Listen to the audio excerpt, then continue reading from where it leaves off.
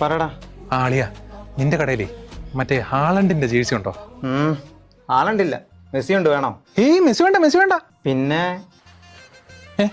മേടിക്കുമ്പോ എനിക്ക് കൂടെ പറഞ്ഞ. ആരുടെ?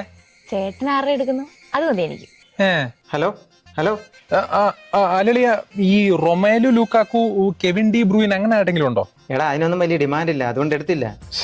പിന്നാണ് നമ്മുടെ എംബാപ്പെ ലക്ഷ്മി അമ്മ ഇരിപ്പുണ്ട്. വേണോ? വേണോ? അവർക്കൊക്കെ ഓൾറെഡി കപ്പുള്ള, അതൊന്നും വേണ്ട. എന്നാ അത് വേണ്ട. പിന്നെ ഇംഗ്ലണ്ടിന്റെ ഹാരി കെയ്നും ബെല്ലിംഗ്ഹാമും ഇരിപ്പുണ്ട്. വേണോ? അവർക്കും കപ്പുണ്ട് ചേട്ടാ. ആ കപ്പിന്റെ കാര്യം അവന്മാർക്ക് പോലും ഓർമ്മ കാണത്തില്ല. അതും ശരിയാ.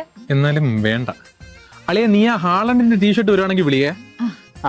അല്ല ചേട്ടാ, അല്ല ഇനി എങ്ങാണോ പഴയ പോലെ ഫ്രാൻസും അർജന്റീനയും കൂടെ ഫൈനൽ വന്നാ എന്ത് ചെയ്യും? സിമ്പിൾ, ഒരു 250 കൂടി മുടക്കും, എംബാപ്പയുടെ ജേഴ്സി മേടിച്ചിടും. അത് കൊള്ളാം. പക്ഷെ എന്തെന്ന് പറഞ്ഞാലും ഇനി ആ ഫിഫന്റീന കപ്പടിക്കരുത്, അടിക്കരുത്.